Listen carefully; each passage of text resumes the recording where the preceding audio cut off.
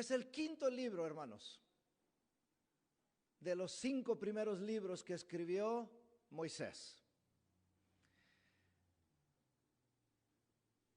El contexto histórico de este libro tiene mucho que decirnos para nosotros. La estructura del libro, el mensaje del libro, tiene mucho para decirnos a nosotros en estos días. Moisés escribió el libro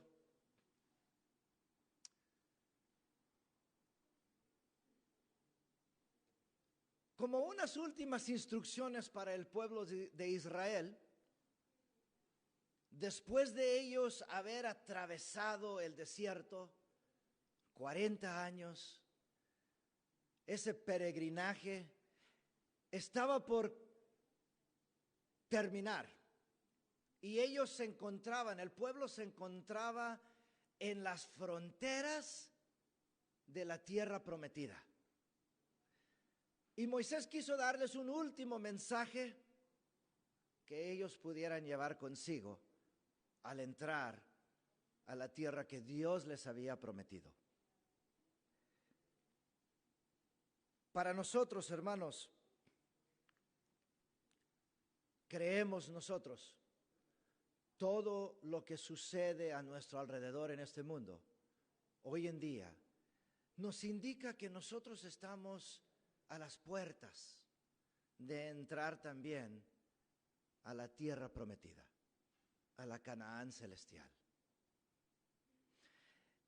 Y este libro que Moisés escribió, lo vamos a ir aplicando, vamos a ir estudiando y aplicando a nuestra situación. Y vamos a sacarle todas las lecciones que podemos, hermanos. El libro de Deuteronomio toca 4 puntos, 4 temas distintas. Y los vamos a ver, en vez de repasar la lección, hermanos, día por día, vamos a tocar los temas que toca esta lección. Lo primero que hace Moisés les recuerda al pueblo de cómo Dios los había cuidado a ellos. En la historia del pueblo. Moisés les recuerda de todas las maravillas que Dios había hecho, cómo ellos habían presenciado esas cosas. ¿Cuáles son algunas de las cosas que Dios había hecho por el pueblo, hermanos? La liberación.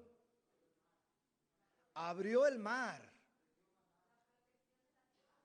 La protección de las plagas, hermanos. Les dio el maná.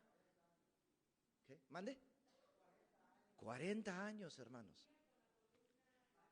Hermanos, los dirigió de día, los cubrió del sol del desierto con una nube, y de noche, cuando el desierto es frío y oscuro, los calentó y les alumbró el camino como una columna de fuego. Sí, hermano Tomás. Les dio agua de la roca, hermanos. Tantas cosas, hermanos. Y Moisés quiso recordarle al pueblo.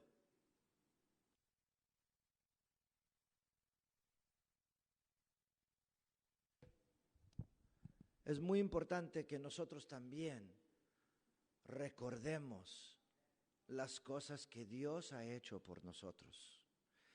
Piense usted en su vida. Piense en las cosas que han sucedido en su vida. ¿No puede ver usted la mano de Dios cuidándole, proveyendo para sus necesidades, bendiciéndole, protegiéndole, guiándole? Hermanos, tengo uno de mis sobrinos ahorita, ya salió de la universidad, anda buscando trabajo. Y muchos de ustedes, principalmente los hermanos que conocemos de la iglesia anterior, lo van a recordar a mi sobrino, que ya es todo un hombre joven. Nosotros cuando él estaba chico lo llevábamos a la iglesia y siempre quería estar con nosotros, con mi esposa, con su servidor, con mi mamá. Y ahora que él está, es un hombre joven, acaba de cumplir 23 años y anda buscando trabajo ya en su carrera. Tengo la oportunidad de platicar con él porque me dice, ¿cómo voy a saber? Anda metiendo un montón de aplicaciones en diferentes lugares. Dice, pues ¿cómo voy a saber cuál escoger? Si es que me ofrecieran más de uno. Y le digo, pues acuérdate cuando estabas chico cómo te enseñamos a orar. Poner las decisiones en las manos de Dios. Y le cuento, o sea, lo que su servidor ha vivido. Hace 24 años, cuando me enfrenté con una decisión grande tenía 3 ofertas de trabajo en lo que yo había estudiado. Y las 3 eran buenísimas oportunidades.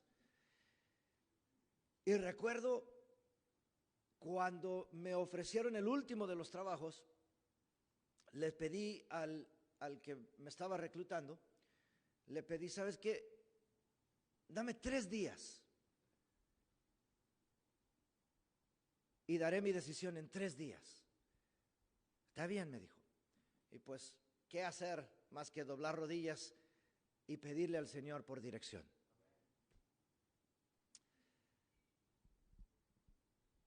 De las 3 oportunidades, hermanos, una de ellas era trabajar en la empresa donde estaba trabajando en ese momento.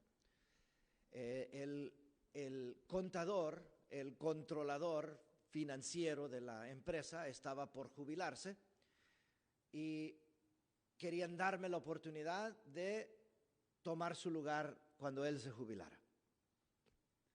Ya había estado trabajando unos 6 meses con él, pero en esos 6 meses, los primeros 4 meses, me soltó mucha responsabilidad.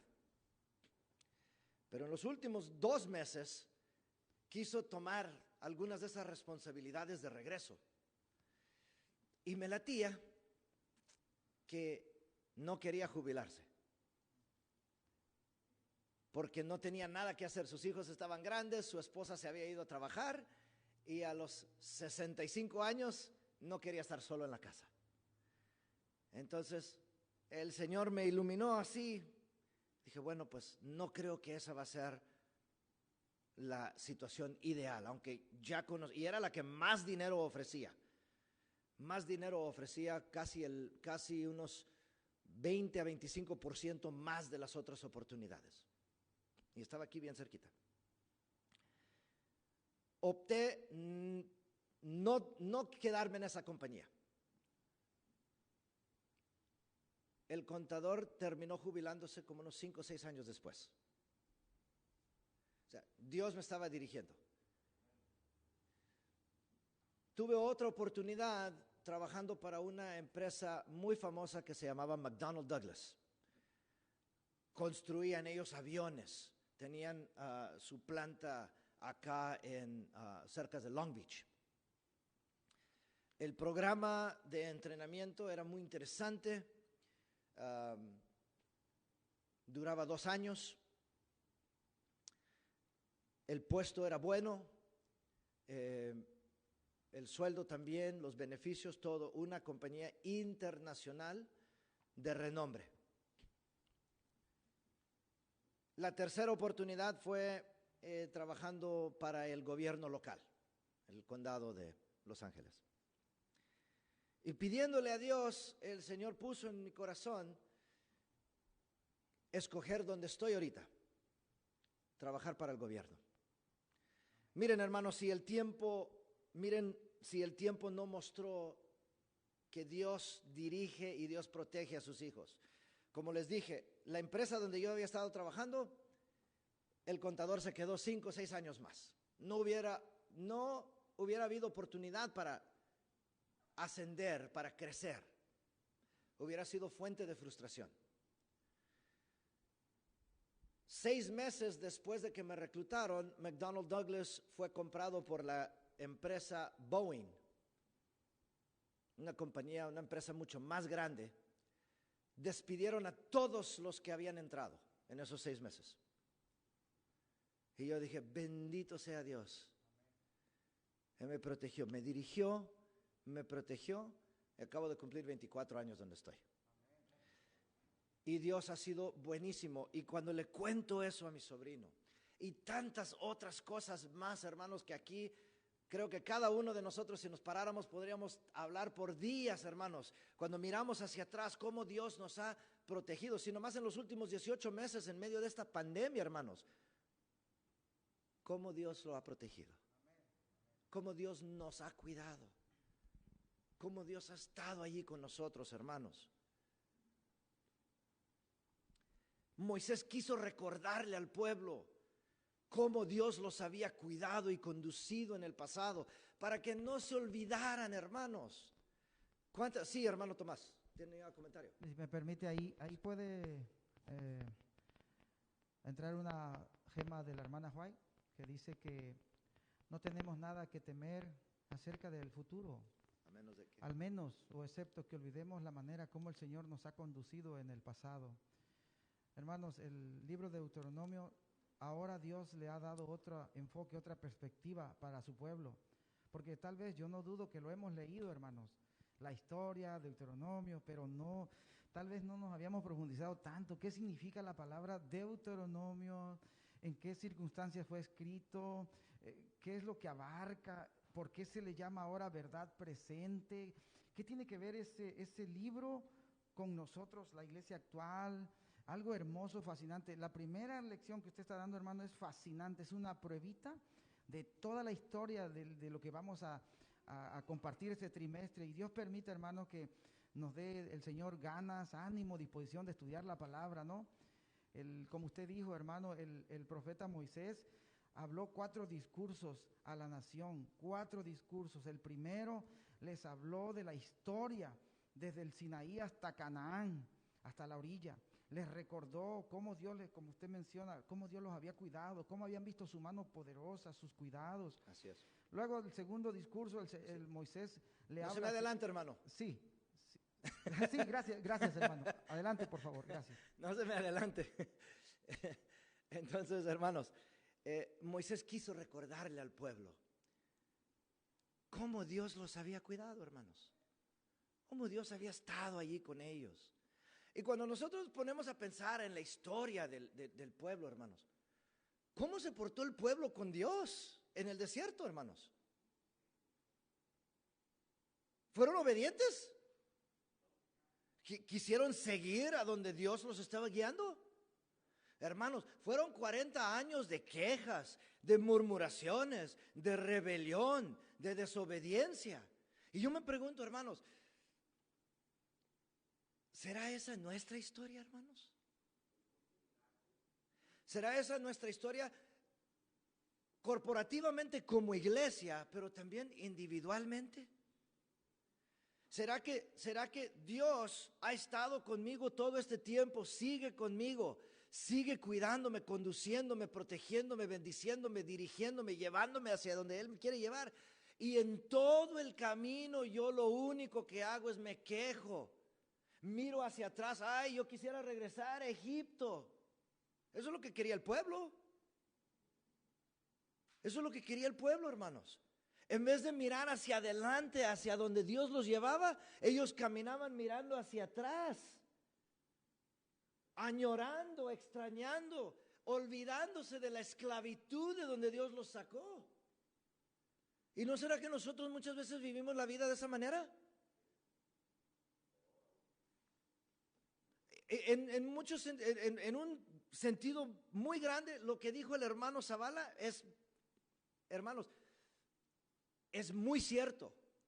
mucho peor. ¿Y saben por qué es mucho peor nuestra condición que la de ellos? Porque nosotros tenemos la historia de ellos para enseñarnos y no queremos entender. Ellos no tenían el beneficio de la historia de un pueblo anterior en la historia. Ellos eran el pueblo. Y nosotros ahora, ¿qué dice la Biblia? Que todas estas cosas fueron escritas para que nosotros aprendiéramos, hermanos. Y sin embargo, estudiamos las cosas, leemos las historias, los estudiamos en los folletos, nuestros pastores nos predican desde el púlpito. Lo leemos en el espíritu de profecía. Y sin embargo, hermanos, no aprendemos, no entendemos y cometemos los mismos errores. Miramos hacia atrás en vez de ir hacia adelante. Entonces Moisés quiso que ellos recordaran, y nosotros sería bueno, hermanos, repasar nuestras vidas. Una autorreflexión, hermanos. Nosotros que reflexionáramos, hermanos, lo que hemos vivido y podemos ver la mano de Dios que está allí en las situaciones que hemos atravesado, hermanos.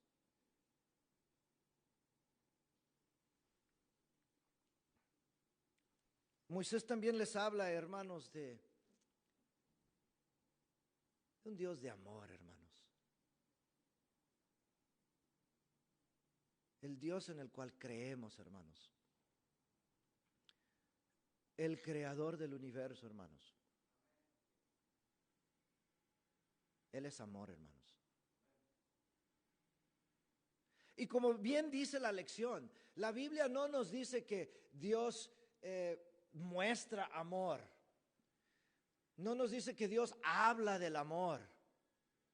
O sea, Dios es amor. O sea, dándonos a entender, hermanos, recordemos, hermanos, los escritores de la Biblia expresaron, hermanos, en un lenguaje que nuestras mentes finitas podamos intentar captar, hermanos, conceptos infinitos, hermanos. No podemos entender por completo lo que es la esencia de Dios, el carácter de Dios. Entonces el autor nos trata de decir, pues Dios, es que Dios es amor. Su misma esencia es amor. Y ese amor impregna todo, hermanos. Ahora, ese amor que Dios es y que gobierna su reino, requiere, hermanos, requiere una cosa importante. Requiere que nosotros tengamos libertad. Lo exige, hermanos. El amor, que es el principio fundamental del reino, del gobierno de Dios, exige, hermanos, que nosotros tengamos libre albedrío.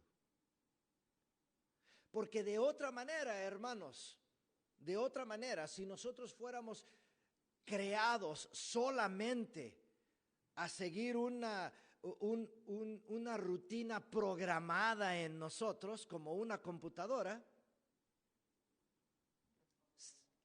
¿sería amor? No, hermanos, no sería amor. No sé, sí, hermanito. Una pregunta, hermano Fernando.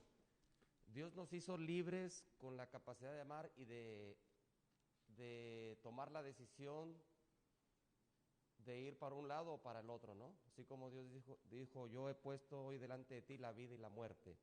Pero la pregunta es, si Dios ha puesto la vida y la muerte, quiere decir, la pregunta es una pregunta y tal vez para que tú la expliques, ¿no? Entonces quiere decir que Dios creó el bien y el mal. ¿Sería así? ¿O cómo lo explicarías? Es una pregunta implícita, tal vez un poco, no sé, espero no haya confusión, ¿no? ¿Qué piensan ustedes, hermanos? ¿Creó Dios el bien y el mal?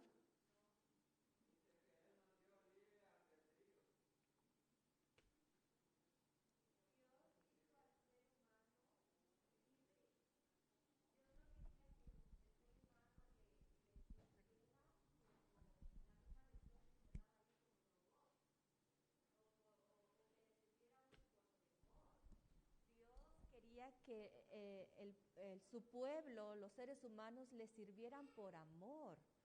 Entonces, al darnos esa libertad, no es que Dios haya creado el bien o el mal, sino nos dio esa libertad para que tú como ser humano decidas. Y es lo que sucedió en el cielo. Así es. Dios, a toda la hueste angelical desde el principio tenían esa libertad. Ahora, ¿cómo surgió? No lo sabemos, porque eso es el misterio de la iniquidad. Misterio de la iniquidad. Así ¿Cómo es. sucedió? No sabemos. Yeah.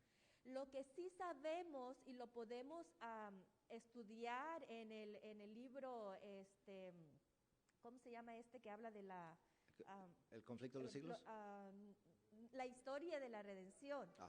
Allí podemos mirar, se nos detalla cómo Dios se acercaba a Satanás, a Lucifer en ese tiempo, ¿no? Y le decía, arrepiente, o sea, le dio oportunidad, porque él tenía, este ángel tenía la libertad y Dios Así lo es. llamaba. De esa misma manera nosotros tenemos libertad, y cuando nos apartamos, Dios con misericordia y con amor nos llama. Así pero es. Está en mí el decidir si quiero o no quiero. Así es. Y Dios no nos va a forzar. Así es. Dios nos da completa libertad.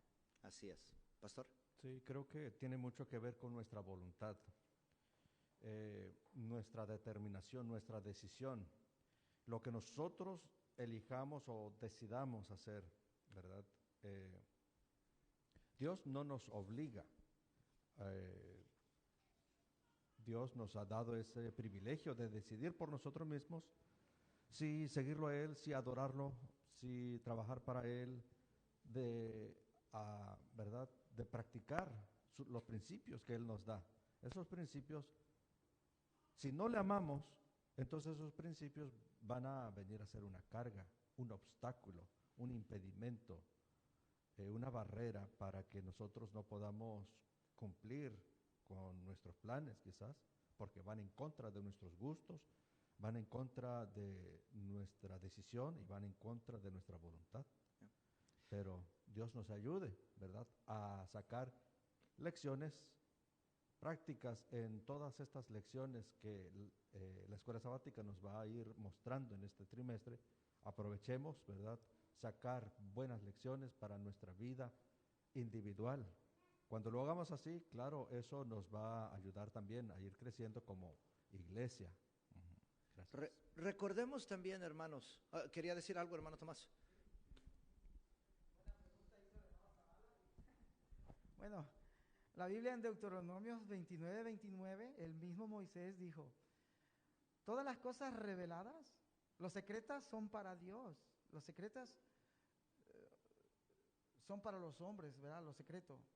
Pero Dios dice que se guarda como cosas, ¿no? Que son, la hermana White recomienda guardar silencio, porque está el misterio de la piedad, cómo Dios se hizo hombre. Por eso Moisés le dijo al pueblo de Israel, todo lo revelado es para los hombres, pero los secretos le pertenecen a Dios. Entonces, hermano, este es un misterio. ¿Cómo entró el pecado? No sabemos. Por eso la lección nos habló de Ezequiel, ¿verdad? 28 e Isaías 14, de la rebelión en el cielo. La caída de Lucifer. La caída de Lucifer, hermano, pero bueno, alabado sea Dios, hermano. La diferencia entre este pueblo y nosotros es que estamos vivos, hermanos. Alabado sea Dios. Hermanos, recordemos también que nosotros como adventistas tenemos una perspectiva singular, diría, porque nosotros entendemos muchas cosas en el contexto del conflicto cósmico entre Dios y Satanás. ¿Cuál es el centro, hermanos, del conflicto que estamos viviendo en este universo, hermanos? Son las acusaciones en contra del carácter de Dios, lanzadas por Satanás.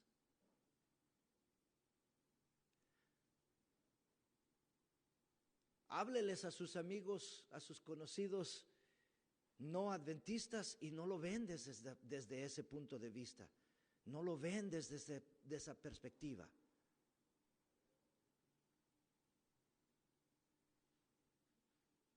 Satanás ha atacado el carácter de Dios. Ha acusado a Dios. Ha hablado en contra de su nombre. Miren cómo el amor de Dios, hermanos, lo podemos ver. La palabra de Dios no nos dice cuánto tiempo se le permitió a Lucifer allá en el cielo andar en su rebelión. La Biblia no nos dice. Pero nos podemos imaginar, hermanos, tuvo que haber sido un periodo larguísimo, hermanos, porque 1/3 de los ángeles se los llevó Lucifer.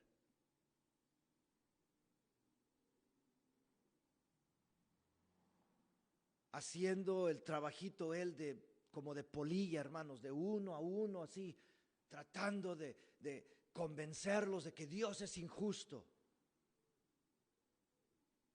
1 de cada 3, hermanos. Dice la palabra de Dios. 1/3 de los ángeles fueron arrojados del cielo con él. De millares y millares y millares, hermanos, de ángeles. ¿Cuánto tiempo Dios le permitió, le extendió gracia y trató de conseguir que él se arrepintiera, hermanos? ¿Han puesto a pensar en eso?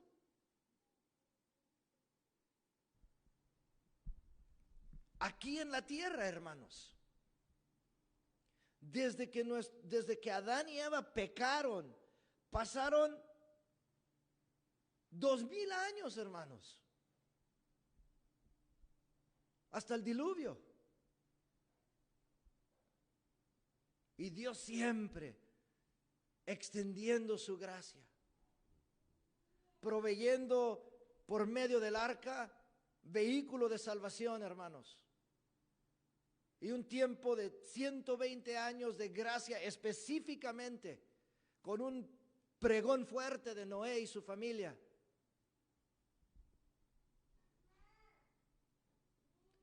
Salieron del arca después del diluvio. Otra vez el hombre se va por camino equivocado. Y la gracia de Dios, o sea, Dios es paciente, hermanos. Como dice la palabra de Dios, no queriendo que nadie perezca. Y cuando yo me pongo a pensar en mi vida, cómo Dios ha sido paciente conmigo, me ha extendido su gracia, hermanos. A pesar de que muchas veces, ay, esta cabeza tan dura, hermanos, este corazón tan duro.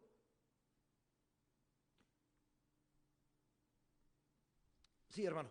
Sí, hermano, lo que estás diciendo es una gran realidad. La Biblia dice que desde que entra el pecado, la constante del ser humano es de mal en peor, ¿verdad? Y Dios nunca va a destruir a nadie sin antes, o hacerle un juicio sin antes haber mostrado su misericordia. Los antediluvianos, cuando pasa después del diluvio, ellos dijeron, bueno, le dijeron a Dios, tú destruiste a nuestros antepasados, a nuestros padres, pues nosotros vamos a hacer nuestra propia tabla de salvación, y empiezan a construir la Torre de Babel. Y bueno, haciendo un paralelismo en cuanto, contextualizando nuestra vida hoy día, desde que entra el pecado, lamentablemente el ser humano siempre ha buscado su propia tabla de salvación también. ¿Por qué? Porque Satanás de alguna manera se ha metido en las mentes, estamos impregnados con dos naturalezas, Pablo lo dijo, tergiversando el carácter de Dios, pero Dios siempre mostrando su amor y su misericordia para el ser humano, y siempre se ha extendido esa misericordia a nosotros. Entonces la pregunta que podría ser, bueno, ¿estamos nosotros entendiendo y captando y aceptando la voluntad de Dios y viendo que Dios es amor, que el carácter de Dios es puro, santo y bueno y que es puro amor? ¿O nos dejamos llevar por la mentira de Satanás de que Dios es malo, de que Dios... Ese es el trabajo de Satanás, tergiversar el trabajo de Dios y señalar lo que es injusto. Entonces nosotros como adventistas tenemos que entender de que se nos ha revelado una gran verdad y que tenemos que proclamar al mundo. Por eso siempre estamos trabajando con un escrito está y con la famosa verdad presente que hay hoy en día que hay que proclamar hoy por hoy. Así es que bueno, ahí está la pregunta del $1,000,000, ¿no? Moisés también toca, hermanos, el tema de el pacto de Dios.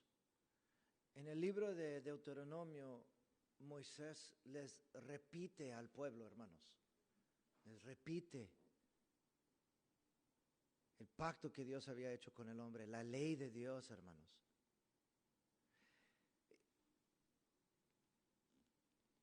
El pueblo tenía una responsabilidad, hermanos. Esa responsabilidad era estar atento a las enseñanzas, a las palabras del Señor y obedecer su ley. Y vemos en la historia del pueblo, vez tras vez, hermanos, cómo ellos quebrantaban el pacto. Y hermanos, y antes de que nosotros los juzguemos a ellos muy severamente, porque muchas veces decimos, yo si hubiera estado ahí, yo no hubiera hecho eso. Mentira. Si lo hacemos hoy en día y tenemos el ejemplo de ellos, ¿cómo no lo íbamos a hacer nosotros en esos tiempos? Si hubiéramos formado parte del pueblo cuando estaban, si en el mismo Sinaí, cuando se les dio la ley de Dios, hermanos, Moisés nomás se desapareció unos días a estar allá en la montaña con Dios y ellos comenzaron a adorar un becerro de oro, habiendo recibido, habiendo visto, hermanos, la manifestación con sus propios ojos de la presencia de Dios en el monte, cómo relampagueaba, cómo temblaba la tierra, cómo humeaba el monte Sinaí. ¿Cuántas veces no juraba el pueblo? Vamos a obedecer, Señor. Vamos a obedecer. Esta vez sí. ¿Cuántas veces no hago yo lo mismo? Ay, sí, Señor. Ahora, esta vez sí. Esta vez sí sí voy a obedecer. Sí voy a hacer esto. Sí voy a hacer caso. Y sin embargo, cometemos errores. Pecamos, hermanos. Sí, hermano Tomás. Hermano, yo sé que el tiempo ya se va, hermano, pero cuán importante es ese libro de Deuteronomios, hermanos. Mire, hermano, permítame decirle, segundo libro de Reyes, capítulo 22, el rey Josías, hermano, cuando dice que limpiaban el templo, alguien encontró el libro de la ley, haciendo alusión a Deuteronomio, hermano, y esta gente llevaron al rey, se lo leyeron, y este hombre rasgó sus vestidos y dijo: hemos pecado contra Dios todo este tiempo, no hemos hecho su voluntad, hermanos. Hoy se refleja con nosotros porque el libro de Deuteronomio debería de traer reforma en mi vida. Tan poderoso es la palabra que el Señor Jesucristo citó en su tentación en el desierto, citó el libro de Deuteronomio. Imagínense, hermano, ojalá, hermano Fernando, que podamos nosotros de manera individual escudriñarnos y estudiar, pero a conciencia con el Espíritu Santo, este libro precioso de Deuteronomio, hermano. Ahí vemos la misericordia del Señor, su infinita gracia y bueno, tantos cuidados que Dios ha tenido por ellos. Así y es. Sin duda los tiene de nosotros, hermanos. Que el Señor nos ayude. Así es. Hermanos, el último punto, porque sí, como dijo el hermano Tomás, el tiempo no corre, vuela. El último punto que toca... quería decir algo, hermana. Sí, nada más para agregar un poquito de lo que dijo el hermano Tomás. Sí, hermana. Diga. Tan importante es el libro de Deuteronomios que se le dio al pueblo justo cuando estaba ya por entrar a la Canaán terrenal. Y en estos tiempos nosotros estamos a las puertas, a la entrada de la Canaán celestial. Así que es tan importante, y yo estudiando, antes de que llegara el anuncio de que íbamos a estudiar Deuteronomios, había yo leído el libro de Deuteronomios, dije: Señor, ¿qué me puedes enseñar? Y sabe que encontré que el mismo Señor Jesús utilizó el libro de Deuteronomios para vencer la tentación. ¿Se acuerdan en ese momento cuando cuando fue llevado al desierto y todo? Los 3 textos con los que venció al enemigo están en el libro de Deuteronomios. Y eso a mí me hizo pensar, digo, bueno, si el Señor Jesús con el libro de Deuteronomios hizo frente, ¿qué puedo yo entender? ¿Qué puedo yo aprender que en este trimestre para que el Señor me ayude a prepararme para poder enfrentar igual y prepararme para poder entrar a la Canaán celestial? Sí, gracias por los comentarios. Hermanos, miren, disculpen, no podemos tocar todos en una lección. Ese, como les dije al principio, esto nomás estamos vistiendo la mesa, vamos a ir comiendo todo este trimestre. Apenas estamos preparando la mesa. Todos los comentarios que hicieron, si ustedes le dan un vistazo a la lección, los vamos a tocar en las lecciones en las semanas que vienen. Sí, hermano. Amén, hermano, disculpe. Deuteronomios 4, yo le recomiendo al pueblo, lean Deuteronomios 4. Hermanos, Deuteronomios 4, Deuteronomios 6 y Deuteronomios 7. El 4 dice dijo, estos preceptos que te mando, dice, serán vuestra sabiduría y vuestra inteligencia, porque los pueblos vecinos dirán, qué pueblo tan sabio, que tiene un Dios cerca de ellos que los defiende. Deuteronomio 6, capítulo 6 dice, escucha Israel, Jehová vuestro Dios, uno es. Amarás al Señor tu Dios con todas tus fuerzas, con todas tus ganas. Y Deuteronomio 7, hermano, habla, dice, no porque ustedes sean un pueblo grande, sino por la misericordia de Dios nos ha llamado. Esa es la verdad presente. Y alabado sea Dios, hermano, por los mandamientos del Señor que nos ha dado. Gracias. Así es. Hermanos, el último punto que toca Moisés es precisamente ese que mencionó el hermano Tomás al final. Recorre la historia, hermanos, de cómo el pueblo fue llamado, hermanos. Si nosotros nos ponemos a meditar un poquito en cómo Dios llamó a Abraham, ¿de dónde lo llamó? ¿Quiénes eran los caldeos? Hermanos, lo llamó a Abraham de en medio, hermanos, de una sociedad corrupta, idólatra, hermanos. Lo llamó para hacer de él, no porque Abraham era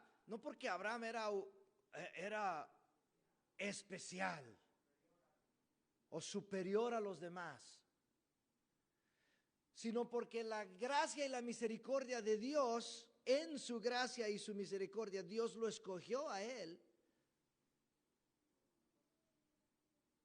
para ser eventualmente el pueblo de Dios un tesoro especial. Y yo me pongo a pensar, hermanos, hoy en día,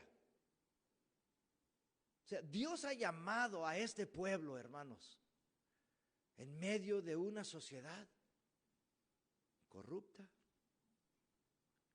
idólatra, hermanos. Miren a su alrededor cómo está este mundo, hermanos. Dios nos ha llamado a ser diferentes, hermanos. ¿Por qué? Porque el hermano Fernando es especial, es gran cosa. No, hermanos. Porque nosotros colectivamente, nos destacamos de alguna manera, hermanos. ¿Somos superiores a los demás? No, hermanos. Porque Dios en su infinita gracia y su misericordia, hermanos, ha puesto sus ojos sobre nosotros. Porque Él es misericordioso. Y nos quiere sacar, hermanos, nos ha sacado para que nosotros testificáramos en su favor. El pueblo de Dios, Israel, esa era la misión de ellos. Ellos, por medio de su obediencia a las enseñanzas de Dios, ellos iban a brillar como una luz, rodeado por paganos, incrédulos. Nosotros también, hermanos. Nosotros también. Nosotros, por la manera en que nosotros vivimos en obediencia a Dios, se debe marcar la diferencia, hermanos. Y debemos brillar en medio de esta sociedad llena de oscuridad. Sí, hermano.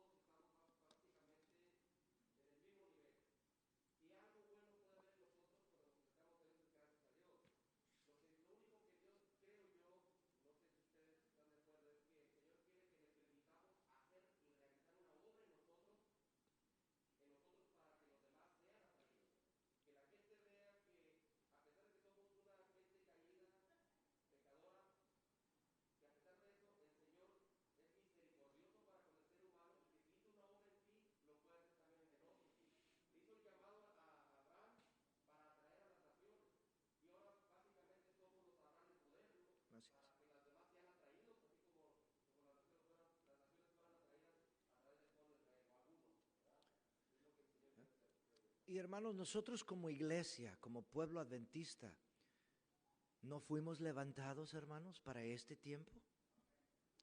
Lo que mencionó la hermana Claribel, o sea, por eso al principio les dije, cuando vemos el contexto del libro de Deuteronomio, dado al pueblo, hermanos, a las mismas fronteras ellos de la tierra prometida, aquí en esta tierra, de la Canaán terrenal. ¿No estamos nosotros, hermanos, en la misma frontera, hermanos, pero de la Canaán celestial? Mire a su alrededor, hermanos. Mire a su alrededor todo lo que está sucediendo y dígame, hermanos, dígame, si no podemos ya, casi, hermanos, escuchar las trompetas, hermanos.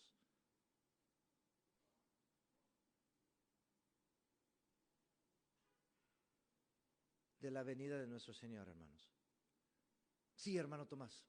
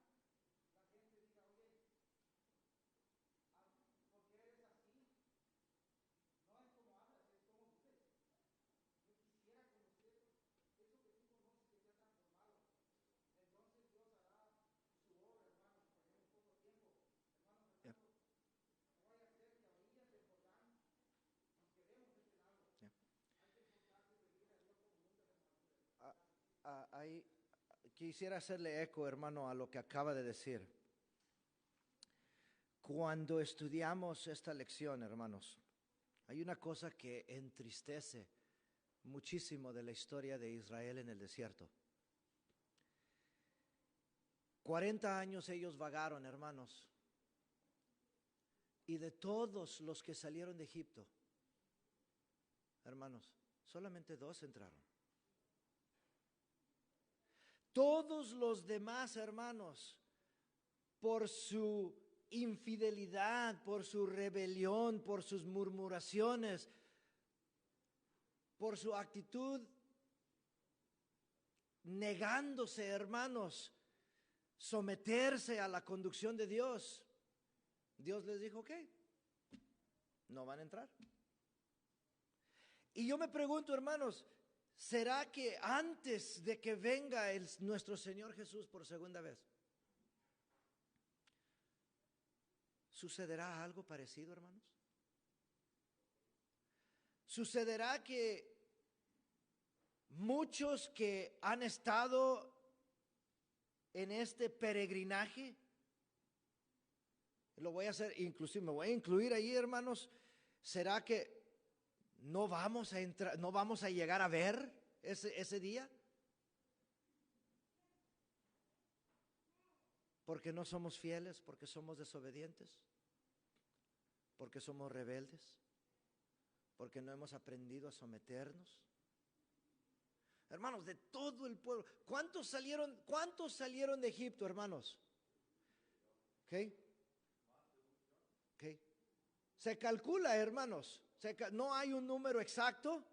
Dice, si bien recuerdo, la Biblia dice que de los israelitas fueron más o menos como 600,000, pero dice que vino una muchedumbre, hermanos, de otros pueblos que estaban allí en Egipto, que aprovecharon, vieron las maravillas y ellos dijeron, nos vamos con ustedes.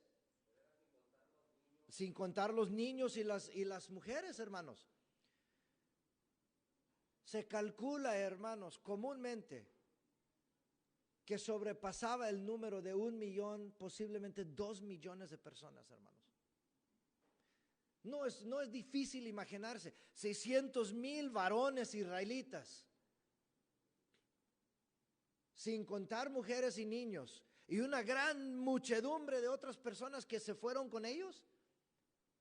Es fácil, hermanos, es fácil llegar a un número, una cifra de unos 2 millones de personas. Y de todos los que salieron, hermanos, ¿cuántos entraron? Solo 2. Ahora, no quisiera, hermanos, no pensemos que los que no entraron, que no van a ser salvos, porque, por ejemplo, les doy el ejemplo, muchas veces lo hemos escuchado en las iglesias, les gusta decir a las personas que Moisés, por un error, por pegarle a la roca en vez de hablarle, no entró a la tierra prometida. Aquí en la tierra, sí es cierto, pero el libro de Judas nos dice que nuestro Señor vino y reclamó a Moisés y se lo llevó al cielo. O sea, él está salvo, hermanos. Pero ¿no será que quizá nosotros con nuestros propios ojos no lleguemos a ver ese acontecimiento que tanto hemos esperado, tanto anhelamos, hermanos? La gloriosa, majestuosa venida de nuestro Señor Jesús. Hermanos, póngale 2 millones, hermanos, de personas.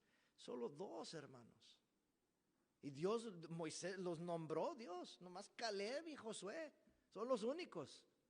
Los demás van a quedar, dice la Biblia, van a quedar sus cuerpos tirados en el desierto.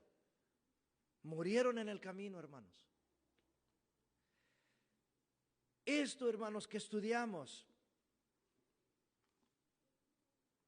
les insto, hermanos, meditemos en esto. ¿Cómo lo aplico a mi vida? No nomás a la iglesia. Otra vez, un resumen. 4 puntos que toca Moisés. Recordemos, hermanos, cómo Dios ha actuado en nuestras vidas. Recordemos el pasado, no lo olvidemos y recordemos cómo Dios nos ha cuidado, cómo Dios ha estado allí con nosotros. Recordemos que Dios es amor y cómo nos ha tratado con amor a nosotros, a pesar de nuestras rebeliones, hermanos. No olvidemos el pacto. Seamos fieles, hermanos, obedezcamos a Dios. Y recordemos, hermanos, que Dios nos ha llamado de las tinieblas, hermanos, para formar un pueblo especial, para testificar por el Señor, hermanos. Que Dios los bendiga, hermanos. Vamos a comer rico este trimestre, hermanos. Esta es una probadita nomás. Viene lo bueno, hermanos. Viene lo bueno. Dios los bendiga, hermanos.